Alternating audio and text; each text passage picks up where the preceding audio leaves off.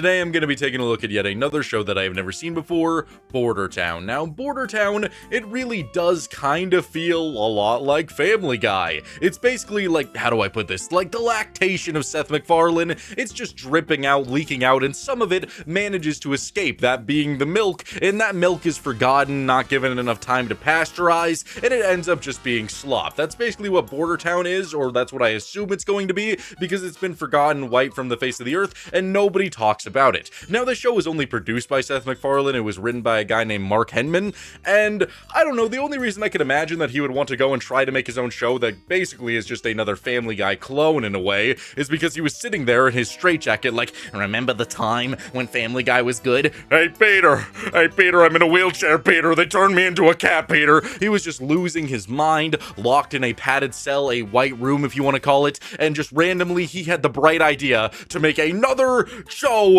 basically like Family Guy, but maybe a little bit different than Family Guy. I don't know, we'll find out, time to watch it. So today I'm going to be taking a look at Bordertown, a show that was potentially canceled for very good reasons, or was taken away far too soon. That's what I'm going to be trying to figure out today, and if you like content just like this, please make sure to like and subscribe. I upload every single day, you don't want to miss it. Now let's finally take a look at Bordertown.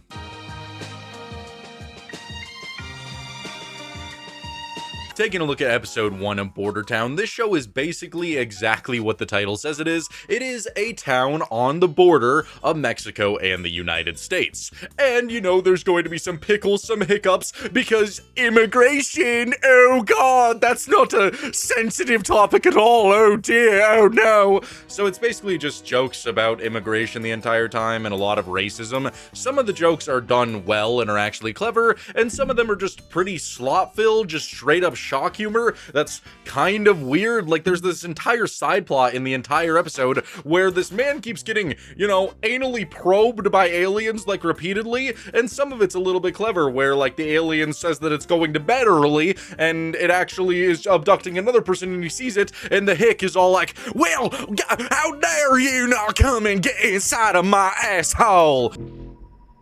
How dare you!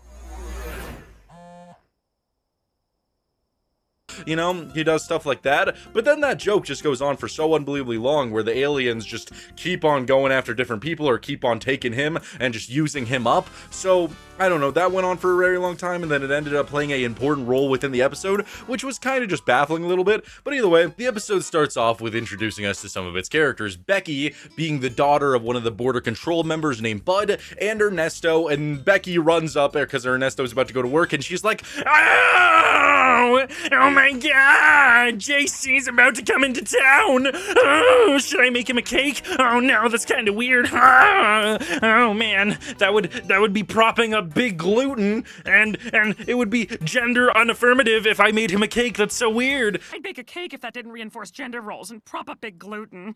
Oh, the hell with it. So I kind of knew what I was getting myself into when she started her sentence off with, I'm gonna make a cake, but that's gender unaffirming. What? Making a cake? Okay. Interesting take. I mean, it's just making a cake. It can't be that deep. And she actually does sound like that. Like, that impression wasn't just to make you shake in your boots and curl your toes with excitement. That is literally what the daughter sounds like. And then Ernesto makes a joke about how that would be like killing grass if grass was to kill. I don't know, it's stupid. The beginning of it did not get me very ready for what I was about to experience. I thought it was just going to be a lot of slop, but it does get a little bit better right after that because we get introduced to the character Bud, who is a horrible person, horrible character overall, but because he's so unbelievably fucking stupid, the shenanigans that he gets into are a little bit funny. Like where he's describing border control and he's like, oh, those gosh dang Mexicans, what are they doing around here? This country belongs to meth dealers, and it points to the RV from Breaking Bad, and it explodes, which I thought was kind of funny and clever. Southwest belongs to retired art teachers and meth lab entrepreneurs. But then it just gets really slop-filled because Bud is just a horrible person. He's an awful person. All of his takes are so awful, especially when he's, you know, talking about Mexicans. He's just not a very good dude. So, he's a hard character to like, especially when he is the main character. It's kind of like a Hank Hill situation if Hank was just inherently a lot more racist, like, God damn it, what are you doing on my side of the border? You know, stuff like that. Which I'm glad Hank Hill isn't like that, because it does make the show way more hard to watch when he is just constantly being racist. So there's this guy named El Coyote who is trying to help sneak some people over the border, and this is where I think we get the cleverest joke of the episode, where Bud is just sitting there watching his window, watching for anybody trying to cross the border, and he's staring out, and then he stares at this bird, and he's like, wow, just look at that bird floating, stuck in midair, not doing anything, not even flapping its wings. And El Coyote is just on the other side of the glass, just holding up like a picture, and he gets tricked. Full day. Right bird suspended in the sky? Si, Senor Bud. You're my lucky bird. No immigrants cross when you're around. And then Bud starts chasing after him, and there's a little line in the sand where Bud has ran the farthest because he's a fat fuck, and El Coyote's just sitting there and says, nice try, Bud! Nice try! And then Bud just starts throwing up blood, so that's cool. That's great. Nice. And then we cut back to another day with them being back at home, and Ernesto is having a big party because his son JC is coming back into town. How exciting, how thrilling. And then Bud makes a joke that doesn't really make sense. He says that there's nothing worse than a Mexican with glasses. I don't really get the joke. Maybe somebody else in the comments will get the joke. I don't know, because they didn't follow it up with anything. Like, there was nothing to enhance that joke. He just says that, and then that's it. So, that was interesting. And then we get to meet a little bit of Bud's family. He has a really old son who drops his car in the driveway, and it's just a RC car, so I don't know what that's all about. It's kind of just establishing that he's a bit of a redneck family. He's a bit of the, God, they took our germs! They took our germs! He's kind of like that kind of guy, and that's basically what his whole family is like. So, then we have him at this big party for JC. It's going down, it's hype, and of course, what's gonna be the comedic dog version of the character? There has to be a dog that likes to do drugs. Well, I'm glad they didn't do drugs, but their daughter, whose name is Gert, and I feel like Gert is just a handicap of being born. If your name is Gert and you're watching this, I severely apologize for you. But man, that just sucks. Can you imagine going to school and just be like, oh, hello, my name is Gert. I feel like you're just asking for it at that point. Like, that's crazy. So Gert is a beauty pageant queen, and she starts eating from a trough like a dirty little pig. And that's just her entire character is just a bunch of one-note jokes about like Honey Boo Boo and beauty pageants, which is inherently better than like Brian Griffin or Bullet from Paradise PD. I think that's better than just a dog that does drugs, and that's the entire joke of it. I'm beautiful and famous, and y'all know what my name is. Had a girl, Gert. Now go hit the trough.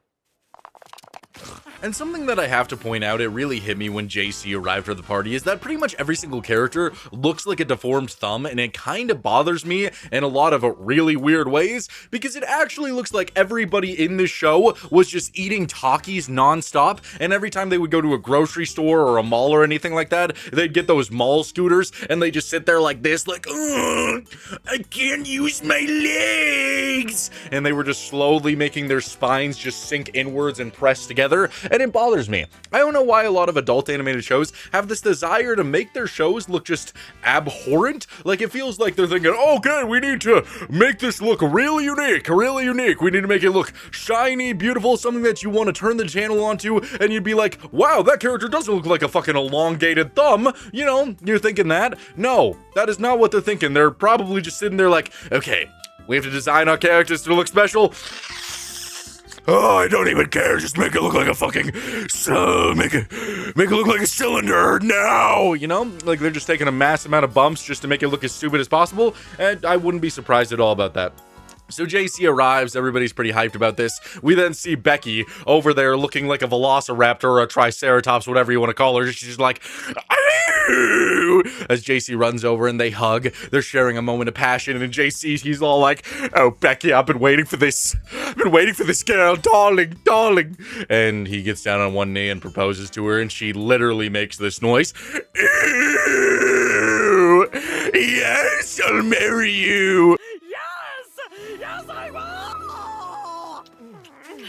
Yep, so, that establishes a problem within the episode because, of course, our main character is Bud, and Bud will not be about no interracial romances because he's a goddamn villain. Bud will not allow any of that to happen around him. So, that happens, and JC says something, again, like, I don't know why they feel the need to add these statements. I feel like it's just like commentary on the direction the world is going with how, you know, much people need to state what they are. But JC goes, I've never been so happy to be heteronormative. Like, why would you add that? Like, it's very obvious what you are. Like, what the fuck? Like, it's just so stupid. Like, it's so dumb. Like, he's with a woman and he's excited that he's gonna marry her. Like, I've never been so excited to get married. Like, that's the equivalent of like me walking up to my girlfriend and it's just, I've never been so happy to be straight. Like, I feel like it's already implied. Like, why do you need to say that? Like, it just adds like a stupid level to his character because it feels like they're trying to make his character seem smart and seem like, I don't know. I don't know where I'm getting at. It's just such a weird thing to add, and that's probably why they added it, to make you question why he would say that, because it's already implied. Like, it's not like anybody cares, but it's already implied. It's just interesting.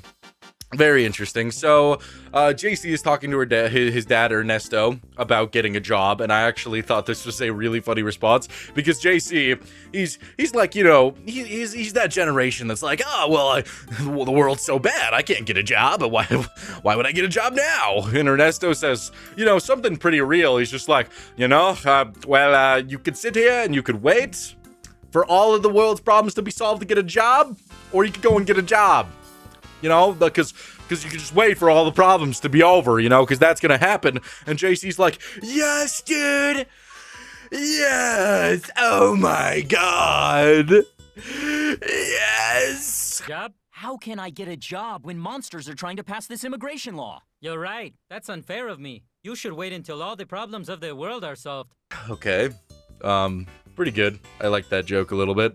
So we then cut to Bud, and he's working, and we get our first look at the alien joke where the character gets probed by aliens unconsensually. We do not like unconsensualism, but Bud, he gets some weird news. This Proposition 710 passes where it's gonna deport a bunch of people. That's pretty dang tragic for everybody else in this town, except for Bud. He comes home, he's excited, and this is where he does the weirdest thing that genuinely established him as a fucking odd character.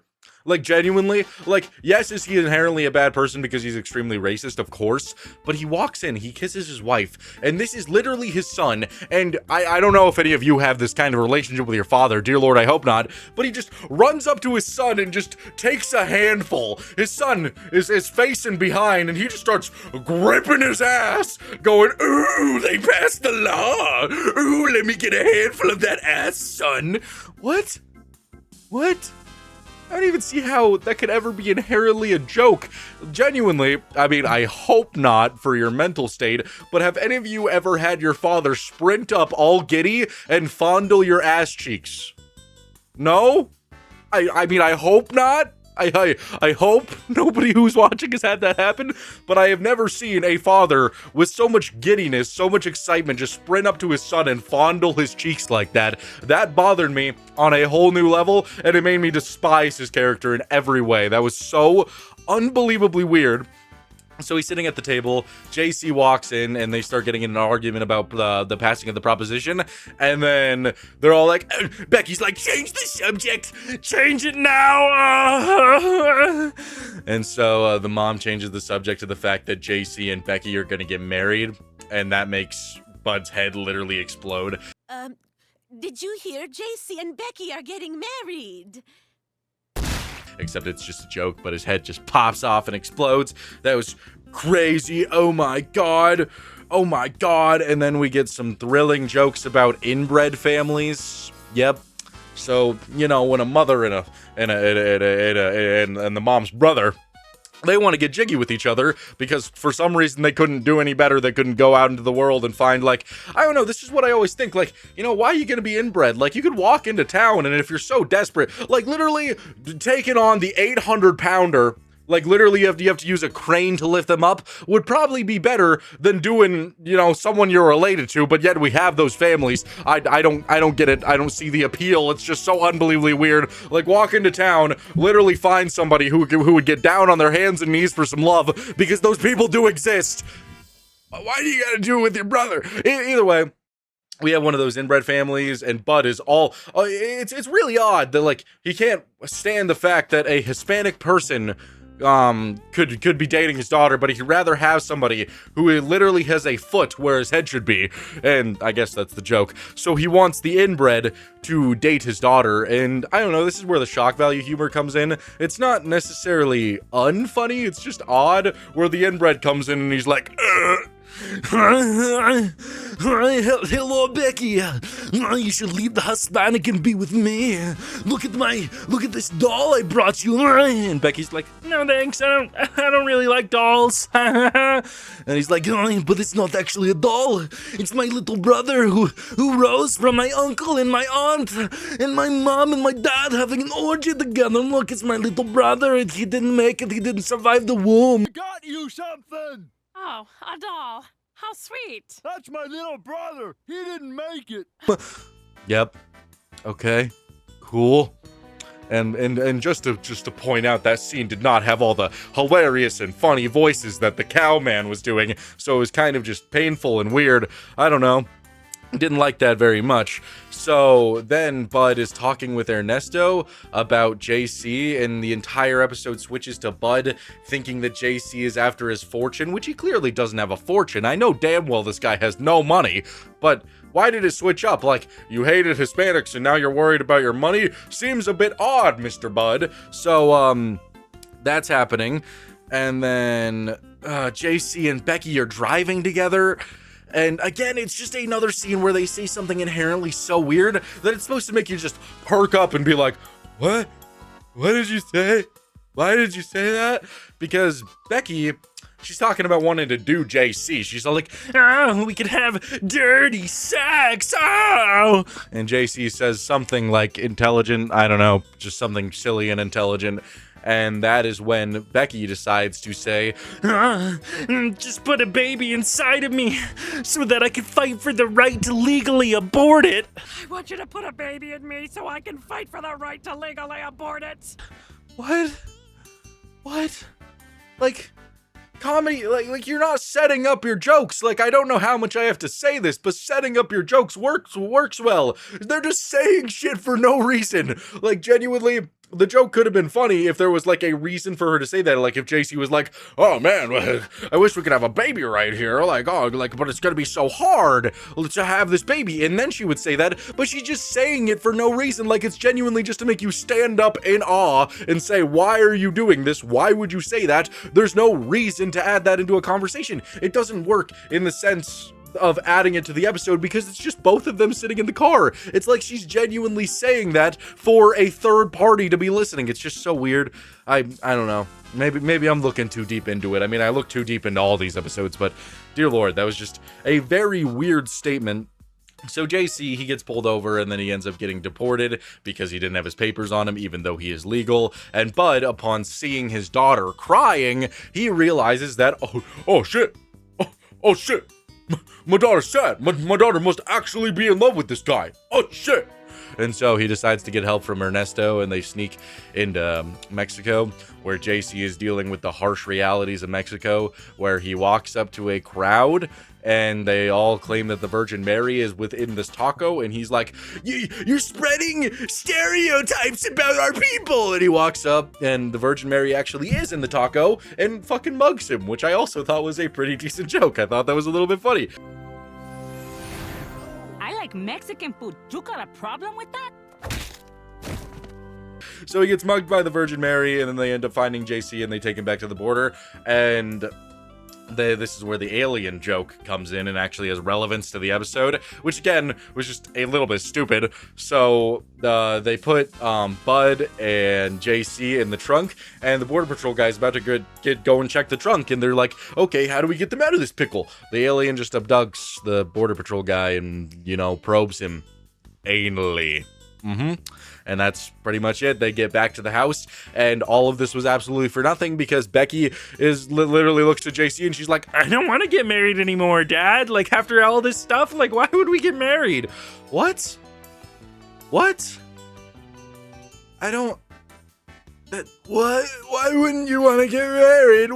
What changed? You got deported and you realized that it would be hard to be in a romance? Like, nothing's gonna change. You live on the border. Like, why would you not just get married? I don't know. It just felt like a cop-out to not have the characters be legally binded together, I guess. I don't know. But that's the entire first episode. I probably rambled about this one a little bit too long. There was just so much to talk about because genuinely they throw so much at you in this first episode to try to get you hooked, to try to get you enchanted. I really only like 2 jokes a lot. The beginning of it where Bud gets tricked by El Coyote and runs after that, and I really like the Virgin Mary joke. Everything else was just either, you know, nonsensical, like didn't actually add to the episode. They're just saying things for the sake of saying things. There's one joke that I left out that I forgot to talk about. It's when they're talking about Proposition 710, and they showcase like Fox News or just any news that is extremely one-sided, and it's a child saying, "Please just love everybody." And it's just a guy screaming at her violently. Point of view is a 4-year-old girl. I think people should be nice. Shut up! You're scaring me. You should be scared of Mexicans! And I feel like that's just a really funny take and a really funny look at what it's like to like watch any form of news that isn't unbiased, because it's just 2 sides screaming at each other extremely violently, and they probably want to kill each other. Like, I wouldn't be surprised if one day there was a gang war between news stations, because it feels like that. It's just the most extreme shit ever. So that was a clever joke. So actually, I like 3 jokes. I like 3 jokes: the Virgin Mary, the running across the border with El Coyote, and the news joke. So those were all pretty solid, all pretty good. Everything else was just kind of okay. If I was to rate this episode 1 to 10, I would probably give it a 5 out of 10. It did nothing like inherently awful other than Bud's character just being insufferable the entire time. So overall, it was decent, fine, middle of the road, not too bad, but I wouldn't call it good.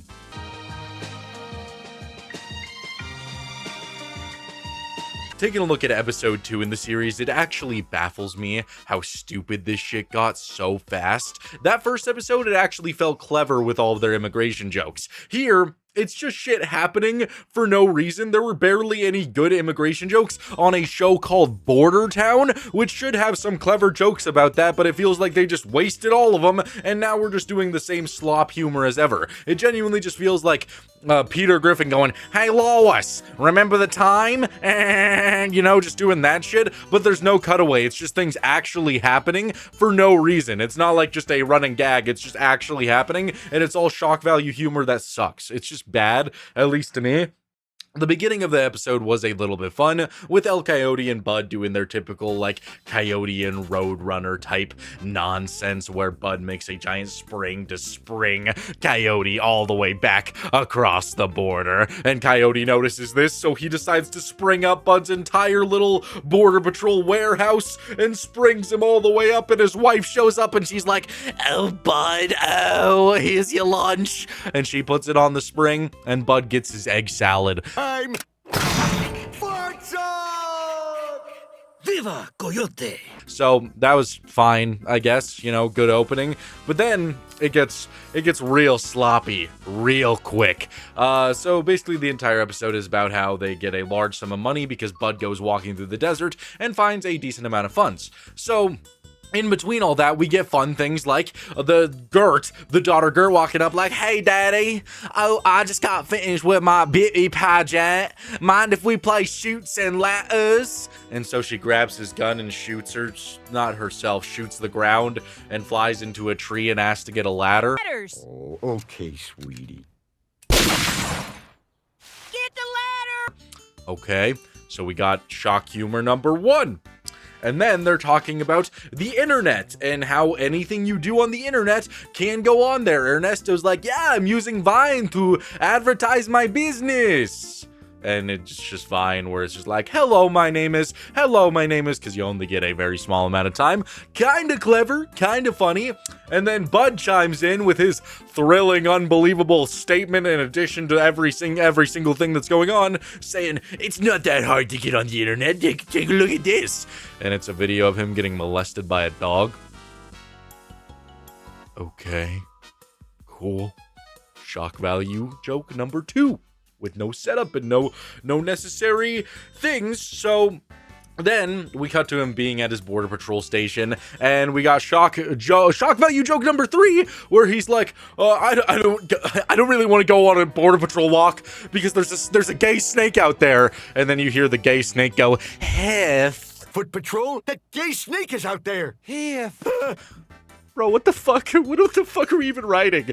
God, you guys get a budget for this. I have to make this joke in every single video where something really sucks, but it's like, okay, guys, how can we make the audience laugh? How can we make them laugh good? Okay, so, Samson, my boy, what do you have for me? Okay, so, there's this snake, and he's a homosexual, and instead of saying hiss, he goes hiff.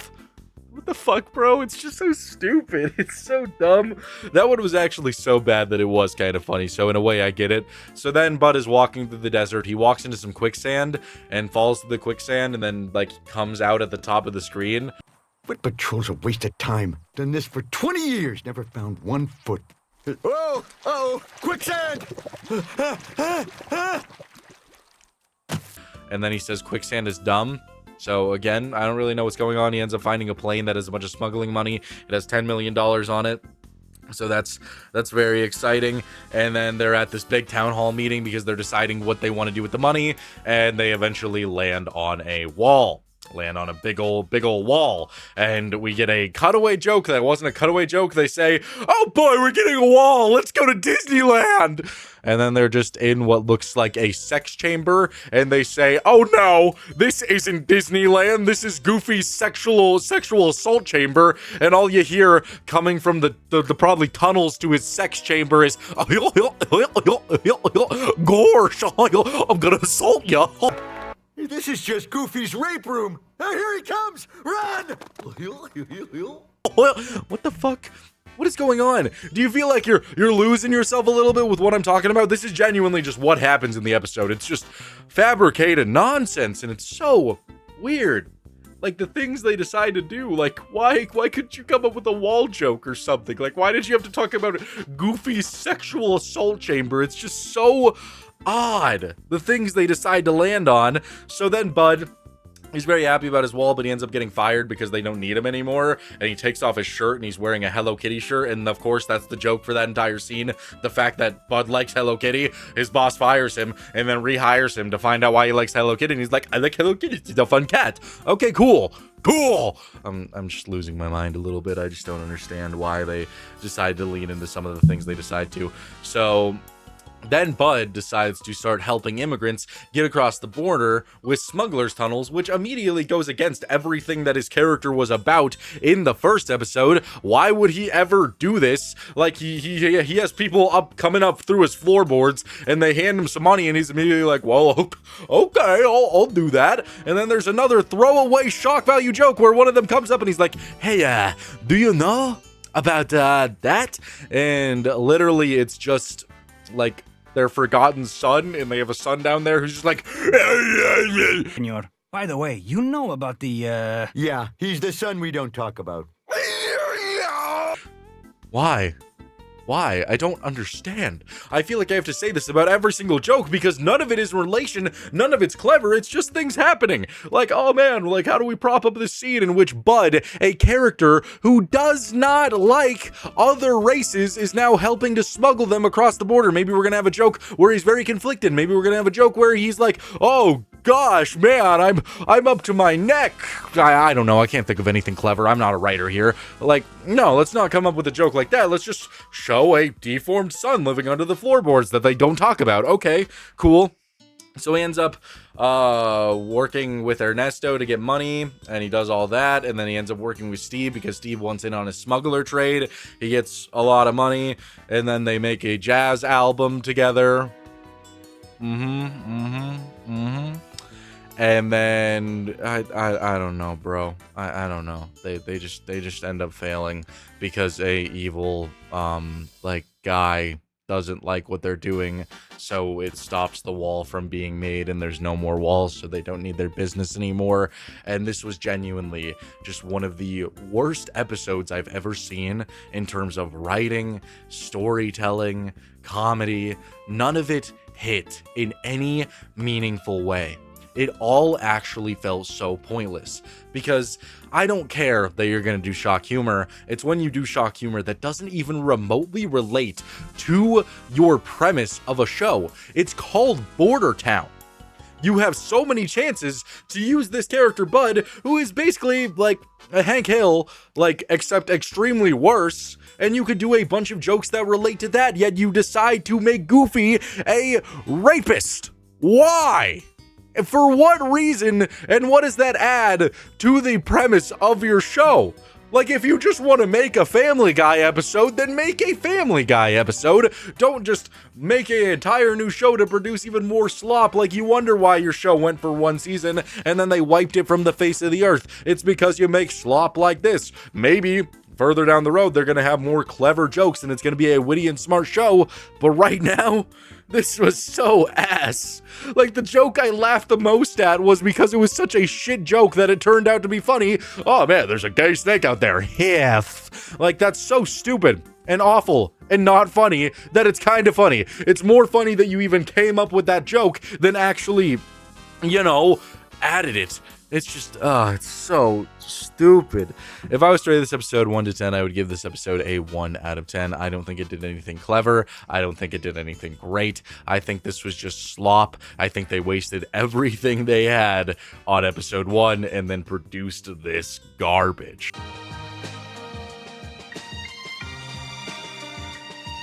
So there you have it. Those are 2 episodes of Bordertown with all of my thoughts, all of my rants, everything I loved and didn't love. Overall, I think this show is pretty bad, at least compared to a lot of other adult animated shows who can tackle similar concepts in a lot more interesting ways. I think this show did have a lot of potential, and I did do a couple glances at Reddit to see what people were saying about the show, actual people who were fans, and they do say that later in the season it does start to get really witty with their comedy. It does start to get a lot better.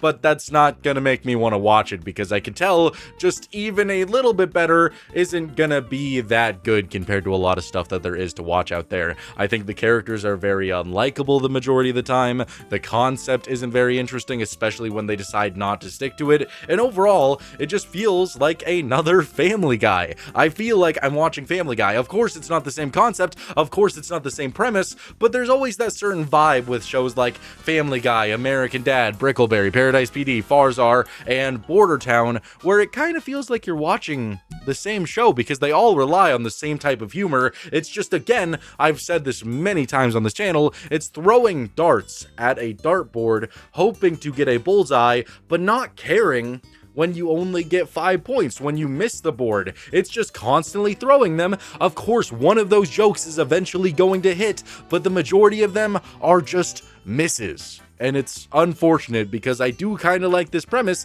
It's really stupid, but with proper writing and proper focus on the actual jokes that relate to the situation that they're in, it could have been really good. But overall, I think it's just a wee bit, awful, to say the least. So I hope you guys enjoyed this video. If you did, please make sure to like and subscribe. I got lots of good content coming on the way. Just, daily content. I hope you're doing well. I appreciate every single one of you. I'll see you guys in the next one. Bye.